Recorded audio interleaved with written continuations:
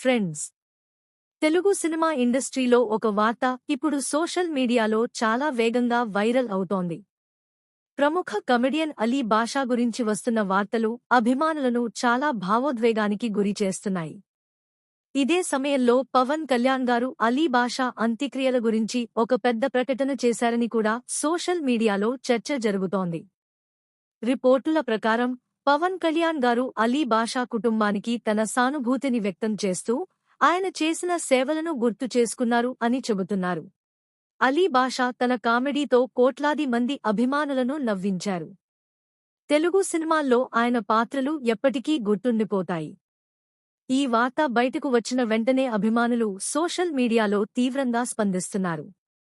అయితే ఈ వార్తలపై అధికారికంగా ఏమీ స్పష్టత వస్తుందో చూడాలి. మీ అభిప్రాయం ఏమిటి? అలీ బాషా గారి గురించి మీ జ్ఞాపకాలు కామెంట్లో తప్పకుండా చెప్పండి.